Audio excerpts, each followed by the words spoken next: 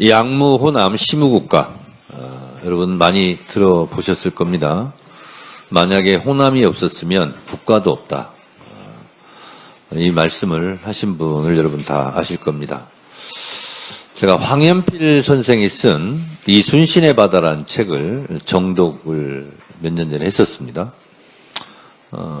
거기 보면 이순신 장군이 백전백승 했던 전투의 기록 그리고 전술, 전략 이런 부분이 정말 자세하게 나오는데 이순신 장군이 매번 승리할 수 있었던 것은 지는 싸움을 하지 않고 꼭 이길 싸움을 했다는 것이고 또 그 책에 보면 이순신 장군 혼자만 싸운 것이 아니라 실제로 백성들의 도움이 있었습니다.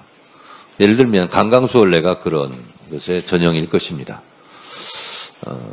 임진왜란에서 호남에서 이순신 장군의 전승은 이순신 장군 혼자만의 작품이 아니라 실제로 호남 백성들의 애국심에서 나온 승리였다는 것을 알 수 있습니다.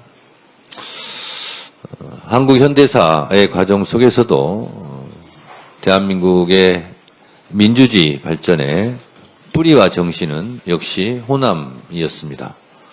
1894년 대한민국 민주주의가 싹 텄던 동학운동도 결국은 호남에서 출발했고 그 동학 정신을 이어받은 동학의 후예들이 3.1운동도 그리고 4.19도 그리고 부마 항쟁도 5.18 광주민주화운동도 그리고 6월 민주화운동도 결국은 호남에서 발현된 동학운동, 인내천, 나라의 주인은 왕이 아니라 백성이라는 민심이 천심이라는 그 민주주의의 정신에 뿌리를 두고 있다고 생각합니다.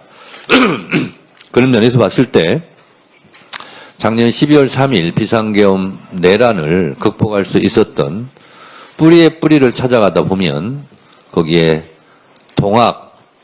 동학운동도 운동을 시작으로 3.1운동, 4.19, 부마, 5.18 그리고 6월항쟁을 다 만날 수 있습니다. 이처럼 대한민국이 민주주의 선진국이라면 호남이 기여한 공은 참으로 지대하다라고 할 수밖에 없습니다. 지금의 헌법이 없었으면 12.3 비상계엄을 막을 수가 없었습니다. 지금의 헌법을 만든 것은 87년 6월항쟁이었고 또 거슬러 올라가면 5.18 민주화운동 그리고 그 뿌리는 동학부터 시작된 것이 아닌가라고 저는 개인적으로 생각합니다. 그렇다면 우리는 이제 호남인들이 묻는 질문에 답할 때가 됐습니다. 다들 대한민국 민주화에 대해서 호남이 기여한 바가 지대하다고 하는데 그러면 국가는 호남을 위해서 무엇을 했는가? 이 답을 이제 할 때가 되지 않았나라고 생각을 합니다. 민주화 운동과 민주화 정신을 온몸으로 받아하는 더불어민주당에서 이제 호남에 답할 때가 됐다라고 생각합니다. 말이 아니라 행동으로, 말이 아니라 실천으로, 업적으로, 성과로 내올 때가 됐다라고 생각합니다. 이런 문제의식에서 저는 전당대회 때 호남을 위한, 호남 발전을 위한 호남 특위를 구성하겠다 약속을 드렸고 그 약속을 실천하는 자리가 오늘이라고 생각합니다. 우리가 헌법을 개정할 때도 헌법 전문에 5.18 정신을 넣어야 된다, 수록해야 된다라는 것은 여야 없이 다 이구동성으로 하는 얘기입니다.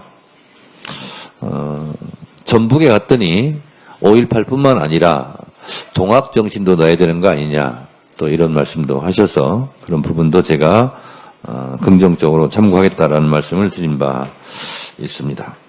이제 수많은 명분과 수많은 논리, 합리적인 논리가 있습니다. 거기에 답할 때다 이렇게 생각하고 특히 지난 대선에서 이재명 대통령이 전국적으로 289만 표를 이겼는데 그 중에 92%를 호남에서 이겼다는 것은 대단한 또 놀라운 일이 아닐 수 없습니다.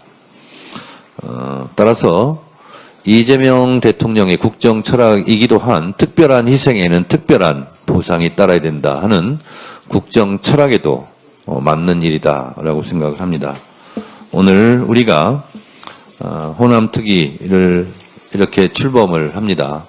후세에 더불어민주당에서 발족시킨 호남특위가 호남 발전에 크게 기여했다라는 것을 역사적 사실로 기록할 수 있도록 우리가 최대한 성의를 갖고 표시 나게 성과를 내야 된다라고 생각합니다.